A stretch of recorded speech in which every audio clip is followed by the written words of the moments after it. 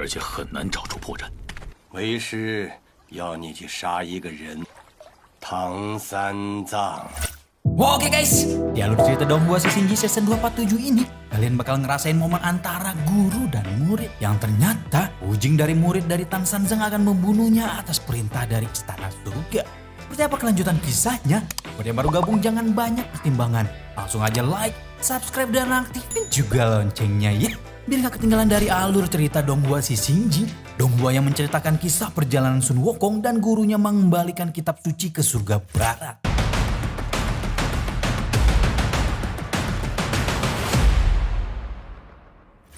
Di lain tempat yang tak kalah sejuk, Tan Sanzang bersama muridnya sedang beristirahat sambil menunggu Cut Pat Kai datang. 那个靠不住的家伙，肯定不会来。再等一会儿吧。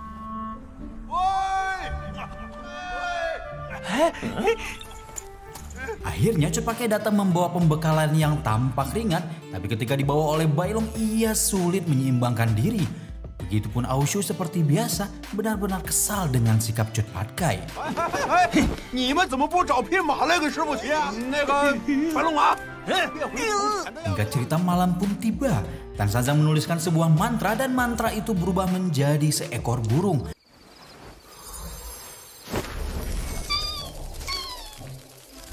Ia meminta Bailong untuk menangkap burung itu dan mengembalikannya lagi. 师傅，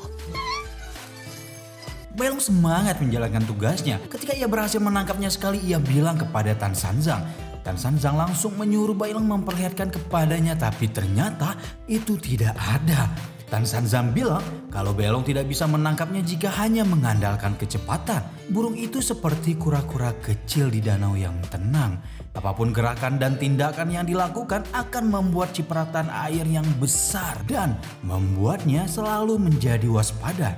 Hanya saat Bailong belajar mengendalikan hatinya dan membentuk keseimbangan dengan dunia luar, Bailong akan bisa menangkap burung itu. Melatih roh dan mencari keseimbangan pikiran adalah pengendalian diri yang dilatih. Tan Sanzang sengaja memberikan tugas itu kepada Bailong karena Bailong selalu bersemangat bertanya dan penasaran dengan segala hal tentang perjalanan ke surga barat. Karena itu ia membuat burung itu untuk membuat Bailong sibuk dan dia bisa tidur nyenyak. Tak disangka itu merupakan latihan yang bagus bagi Bailong untuk mengendalikan roh serigala dan naga di tubuhnya. Oshu juga bilang kalau Bailong kayak orang bodoh karena lompat-lompat seperti itu dan kesal kenapa dia harus bepergian dengan orang-orang stupid.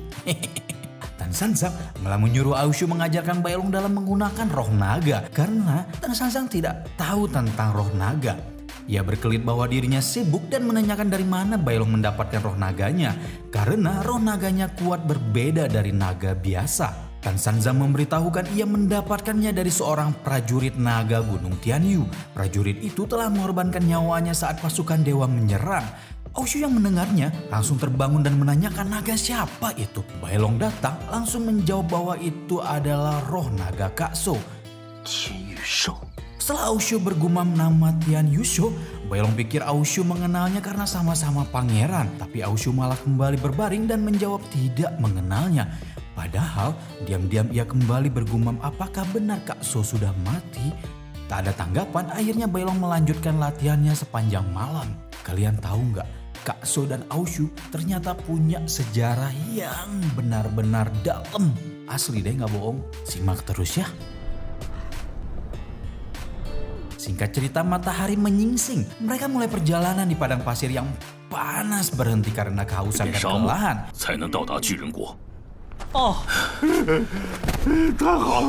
Bailong dengan cepat meminum air di botol. Cut Pat Kai yang melihatnya langsung mencegah Bailong meminumnya lagi karena mereka harus irit air di padang pasir dan berakhir berebut botol air. 我们先说我的辈分最高，以后要做什么，首先我请示，知道了吗？再喝吧。他背着那么多东西。 Setelah Tan Sanzang mengizinkan Bailong minum dengan gesit, Xiaoshu langsung menyerobot botol itu dan menghabiskan air di dalamnya. Mereka berdua cengok dan marah-marah. 你这家伙竟然把水 Aoshu yang menghabiskan persediaan air menantang diri mencari sumber air. Tan Sanzang bilang, sebagai seorang naga, Aoshu sendiri memiliki kemampuan untuk memanggil air angin, dan juga petir. Kemampuan untuk merasakan alam sangatlah kuat bagi Aoshu. Jadi dia pasti bisa menemukan air di padang pasir. Sebelumnya Aoshu juga sudah membantu banyak dalam perjalanan Tan Sanzang sebelumnya. Lalu Aoshu naik ke atas tebing dan fokus melacak sumber air. 以前 Setelah yakin, Aoshu mengajak rombongannya mengikutinya. 少他那副神。 Sosok yang mengintai mereka ini merasa puas. Aoshu merasa aneh. Dia jelas-jelas bisa merasakan di depan ada tempat air. Tapi saat sampai di situ, sumber mata air itu pun menghilang. 就像是故意引诱我扑空，不断消耗我的。这家伙一点都靠不住。对，莫中绕圈，你们注意到没有？太阳一直没有下沉，看来这种迷阵，什么迷阵？ Saat itu juga Wujing menunjukkan diri dan lari. 来了，快追上他！放我！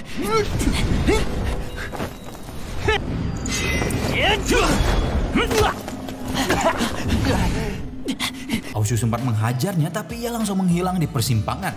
十分岔路。可恶，看到他的样子吧？不知道往哪个方。 这个布阵者非常高明，但是要控制如此巨大的迷阵， Mereka bahkan tak sempat melihat wajahnya. Akhirnya mereka membagi tim, Bailong dan Tan Sanzang. Sedangkan Aoshu bersama Cut Patkai. Shin berpindah ke sebuah tempat yang tak asing lagi, yaitu Istana Surga. Jenderal Timur bertemu dengan Dewa Barbar yaitu Guan Yin. Masih ingat kan? Jenderal Timur membahas misi perebutan Guan Yin yang turun tangan secara langsung tapi berakhir dengan kegagalan. Tanpa basa-basi lagi, Pak Tua itu menawarkan dirinya untuk mengambil misi perebutan kitab suci. Guan Yin sempat ragu. Tapi mendengar bahwa Sitian sudah menyetujuinya, ia lepas tangan dan mengingatkan bahwa rombongan itu juga memiliki cara untuk bertahan 是 hidup. 我能拒绝的。期待你一举成功，多谢。务必小心呢。小偷也有自己的生存之道。 Di scene ini, Jenderal Gerbang Timur Surga bernama Chi Guotian memberikan saran kepada Wujing cara membunuh Tan Sanzang. Ia memberitahukan kalau caranya harus mulai dari dalam, menghancurkan dan memecah belahkan mereka, lalu gunakan keahliannya dan itu akan berguna. Setelah mendengarnya, Wujing pun menghilang. 明白。 Kembali ke padang pasir, Bailong dan Tan Sanzang pergi dalam satu tim. Tan Sanzang menjelaskan mengenai perangkap ilusi. Ilusi adalah mantra perangkap yang bisa membuat dunia ilusi. Orang yang masuk ke dalamnya akan tersesat selamanya. Membuat mereka tidak sadar kalau mereka sedang berjalan berputar-putar. Semakin kuat kemampuan orangnya, ilusi yang dibuat juga akan semakin besar dan akan semakin susah untuk keluar. Saat mereka kehilangan hatinya, mereka akan mati dengan mudah karena kebingungan itu. Tapi sekuat apapun orang itu pasti kemampuannya ada batasnya. Dan Tan Sanzang yakin dia bisa menemukannya. Tan Sanzang khawatir untuk keluar dari ilusi itu ia akan membutuhkan waktu yang lama dan meminta Bailong untuk bersabar. Di jalan lain Aoshu setim dengan Cut Patkai. Seperti yang sudah kita duga, mereka tidak pernah akur. Aoshu kesal dan Cut Patkai mulai menyalahkan atau lebih menggoda Aoshu. Dan si pembuat ilusi itu ternyata ada di belakang mereka terus memantau. 我跟孽种，你不是我们，这才是你的本性。 Kembali lagi ke Tan Sanzang, dia mulai kelelahan dan matahari semakin terik. Tan Sanzang mulai aneh, ia tiba-tiba meminta kitab suci kepada Bailong dan dengan sombongnya bilang kalau memang seharusnya kitab suci ada di tangannya mengingat pengorbanannya dulu. Bailong panik dengan sikap Tan Sanzang, tapi ia tetap kekeh untuk melindungi kitab suci karena janjinya kepada Xiaoyu. Seperti sebelumnya, si Topeng masih mengawasi Tan Sanzang dan Bailong. 我押上性命，再去走这条取经之路。 Tan Sanzang makin memaksa Bailong untuk memberikan kitab suci kepadanya. Selangkah demi selangkah ia mendekati Bailong. Kitab suci itu semakin terang saat itu. 师傅，请不要啊！ 给我，已经是我的，拿来！ 被我说中了吧？这里只有我们俩。 烦死人了！这猪头！ Aoshu dan Cut Patkai masih melanjutkan adu bacotnya. Cut Patkai terus menghina Aoshu, membawa malapetaka kepada mereka dan mengancam akan membunuhnya. Aoshu membalas menghina Cut Patkai yang katanya dia tak bisa memuaskan istrinya sendiri dan terus tertawa. Kalian tahu scene ini? Dia menunjukkan sesuatu yang pendek, anjir. Pendek. 关你屁事！这个混蛋！ Balik lagi nih ke Tan Sanzang yang masih ngotot minta kitab suci. Ketika ia semakin dekat, batu giok Tianyu itu memancarkan cahaya dan menyilaukan mata Tan Sanzang dan membuatnya kembali sadar. Tan Sanzang bilang hatinya hampir saja dikendalikan oleh iblis. Ilusi itu dapat menghasut hati seseorang ternyata ya, dan memancing semua jenis keserakahan. Untunglah Bailong memiliki hati seperti kertas putih yang bersih, jadi dia tidak terkena pengaruh ilusi itu. Saat itu juga Wu Jing berbicara, ia mewakili Jenderal Timur yang melindungi surga akan membunuh Tan Sanzang dan Bailong. Tan Sanzang teriak mengingatkan Wu Jing tentang dirinya, tapi tampaknya Wu Jing tak mengenalnya dan langsung menyerang mereka. Untungnya Bailong mampu menahan pedang Wu Jing dan...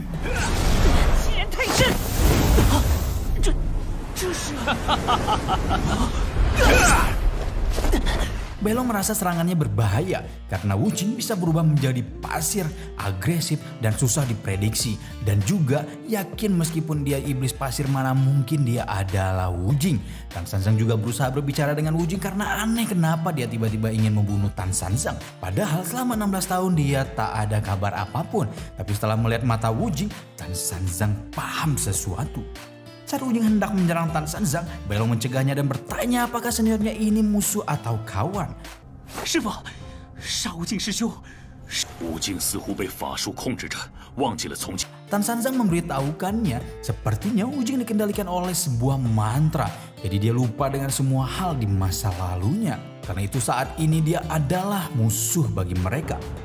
流沙河。 大地竟然动了起来，就像有生命一样。 Tan Sanzang perlu menggunakan mantra atau kitab suci untuk keluar dari ilusi itu dan tak bisa membantu Bailong melawan Wu Jing. Tapi dia memberitahu jika kelemahan Wu Jing ada di topengnya. 巨沙虫。 看来他独自应付吴静。白狼，小心！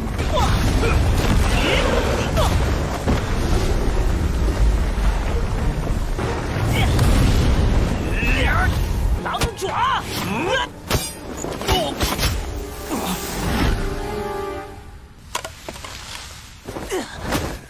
Tan Sanzang terkejut dengan perkembangan Bailong yang mampu mengalahkan Wu Jing saat itu.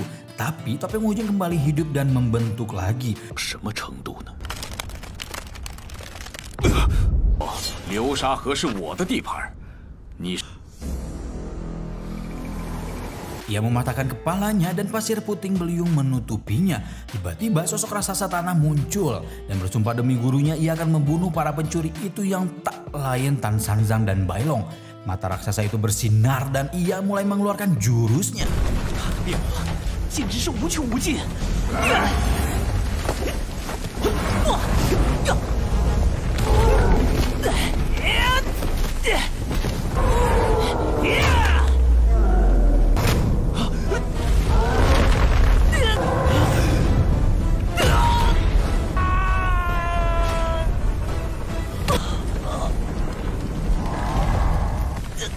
寿大人，出来！头环！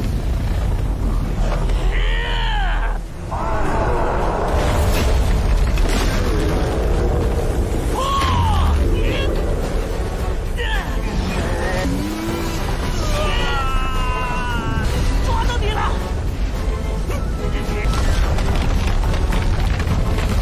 Bailong berhasil menghancurkan patung pasir Wu Jing dan menggapai topengnya. Tapi Wu Jing dengan cepat langsung menodong pedangnya yang mampu dilemparkan oleh Bailong. Wu Jing memperingati jika Bailong mencabut topengnya ia akan terluka dan dengan sekejap Bailong berhasil mencabutnya dan berguling. Tapi topeng itu kembali terlepas dari tangan Bailong sehingga Wu Jing berniat untuk kabur. Tapi ternyata Tan Sanzang memanfaatkan perhatian Wu Jing yang teralihkan saat melawan 白狼 Bailong. 的时候，就是我出手的最好时机。 没事，休息一会儿就好了。 Ketika Bailong menyadari perubahan suasana yang drastis di padang pasir, Cepat Kai dan Aoshu masih sibuk bertarung. Tapi Tan Sanzang akhirnya melerai mereka serta menunjukkan topeng Wu Jing sebagai penyebab ilusi tersebut. 这个迷阵挑动了贪欲、痴迷等恶念。师弟，这是怎么回 Tan 事？ Sanzang kembali menggunakan tau kitab suci untuk membangunkan ingatan Wu Jing. 一定要清醒。 啊！ juga menceritakan awal pertemuan dia dan Wujing. Wujing adalah iblis yang tinggal di jalan iblis. Dia penguasa di padang pasir ini. Dia ahli dalam membuat ilusi di padang pasir, memburu pengelana yang kebingungan dan memakan mereka. Saat perjalanan dulu, Tan Sanzang adalah salah satu dari targetnya.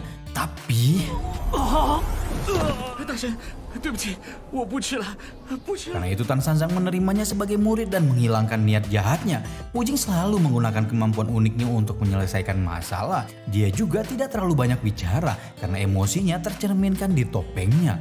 Sifatnya sangat introvert dan pemalu. Dan Tan Sanzang menganggap Wujing adalah muridnya yang paling bisa dipercaya. Karena itu ia harus mengendalikan ingatan Wujing. Tapi menggunakan tahu kitab suci itu perlu waktu lama dan hati yang tak tergoyahkan. Saat itu juga 你不愿意的心情，我倒是十分理解。他所种的忘我之术， Chogotian hadir. Belong kaget karena seorang dewa datang, begitu pun Chotparkei yang pernah bertemu dengannya di istana surga. Dan Chotparkei bilang kalau dia bukan dewa biasa. Dia adalah salah satu dari 4 dewa surgawi. Entah kenapa lucu mendengarnya, Chogotian memanggil dirinya Pak Tua. Dia mendeklarasikan bahwa dia datang untuk mengambil kitab suci. 出来吗？ Entah kenapa kita diperlihatkan ingatan Chogotian bersama 8 jin yang tak lain adalah muridnya. Mereka sedang membahas misi yang diambil 4 jin gang yang gagal membawa kitab suci pada saat Guan Yin turun tangan. Pak Tua ini bilang sekarang dirinya lah yang akan membawa bersama 3 jin gang yang belum menerima misi. Dan mereka masing-masing memiliki nama yang panjang-panjang, anjir susah bacanya.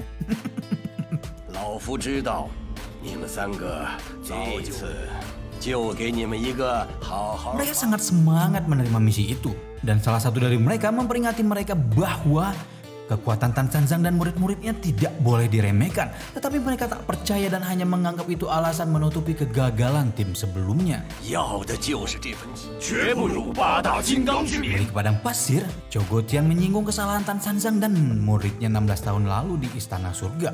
Pak Tua bilang alasannya mengirim Wujing membunuh Tan Sanzang karena ia adalah murid Tan Sanzang yang sudah banyak melewati masa sulit bersama. Pak Tua juga bilang jika Wujing yang sekarang adalah muridnya yang sudah menerima taus dirinya selama 16 tahun dan Wujing yang dulu sudah menghilang. 可惜呀，可惜，唐三杀无尽已经不是你徒弟。6年前，他已拜入老夫门下天道教会，从前的种种已消散如浮云。 持国天王也亲自出手了。 Para jenggang mulai sombong mengatakan seorang iblis bisa menjadi murid Pak Tua itu merupakan sebuah keberuntungan. Bahkan mereka bilang Wujing kurang belajar karena ia tak bisa mengurus rombongan Tan Sanzang, sehingga mereka sendiri yang harus turun tangan. Tapi Tan Sanzang masih bertahan dengan mantranya. Tua akhirnya memerintahkan mereka menunjukkan kekuatan sejati para jenggang yang berarti ini waktunya untuk bertarung. Ketika para murid bertarung, Pak Tua hanya akan memperhatikan dan mengawasi Tan Sanzang. 师弟们，让老猪领你们作战吧！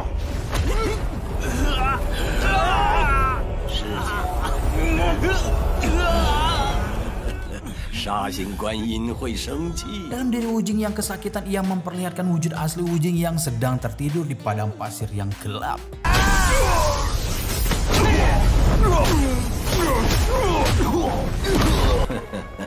大神金刚这边不太。 死吧，猪羊！哎呦，我好怕呀！这好怕呀！轻一点吧！闭嘴！太急了，那我反击了！我命插眼将！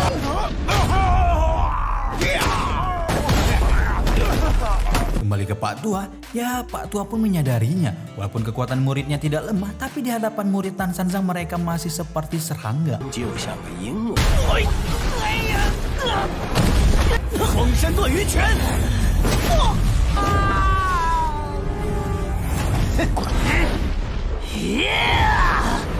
为什么他？可恶！比起对方那种拼死的狠劲儿， Di sana juga Tan Sanzang masih bertahan dengan mantranya. Alam bawah sadar Wujing menunjukkan dirinya perlahan-lahan bangun. 过来吧！ Pak Tua juga tak menyangka Tan Sanzang hanya mementingkan kembalinya ingatan Wujing karena rasa tanggung jawabnya.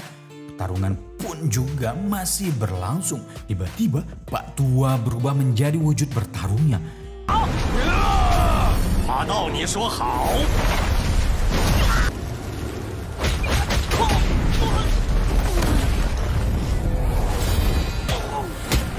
变成我的徒弟，想错了，天皇，终于露出真面目了吗？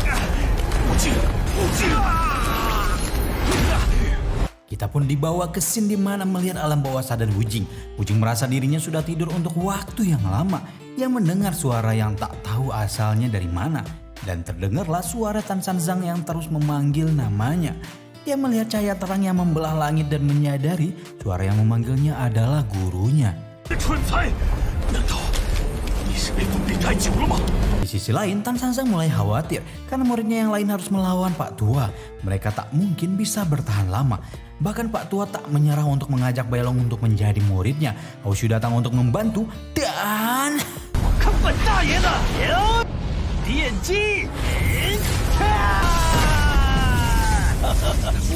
错，可以给老夫暖一暖身子。同人，你的力量相当不错。我吃你的菠萝！ Ketika Aoshu jadi tawanan Pak Tua, Cepake datang untuk menyerangnya secara diam-diam. 给你后背来几个大的！哎不，只想打个招呼。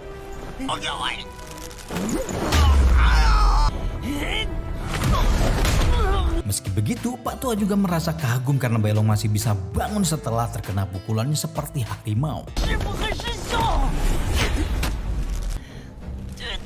小子，老夫没说过要伤害他们。 Pak Tua bilang ia datang bukan untuk mencelakai Tan Sanzang dan murid-muridnya dan menganalisis bahwa kekuatan murid yang lain belum sampai ke titik terendahnya. Apalagi Tan Sanzang masih fokus dengan Wujing belum tersentuh sama sekali dan tiba-tiba...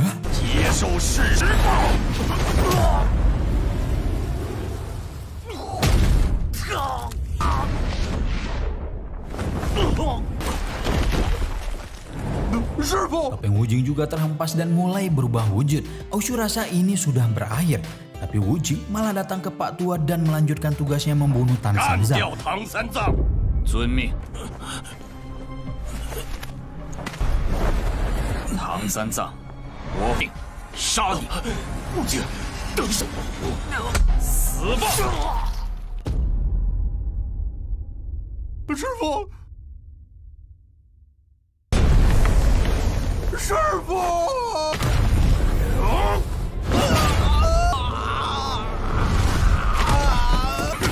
可恶的猪妖，看你！这边的狼妖也没问题。 很好。 Wujing membawa Tan Sanzang dari kabut pasir dan menyerahkan kepada Pak Tua. 师傅，你死得好惨呐！我要替你报仇。让他身上可有叛徒如来剑？是沙子做成的人偶。那么，不是，得罪了。 不敬，你疯了！竟向 Wujing bilang ini adalah pilihan akhirnya. Ingatannya sudah kembali dan Tan Sanzang adalah gurunya. Tak hanya Tan Sanzang, bahkan Bailong, Cepake dan Aoshu juga berubah menjadi pasir. 这是我们被愚弄了，是吗，无间？ Pak Tua merasa kecewa kepada Wujing karena mengkhianati surga dan dirinya. 天界还被他忘了。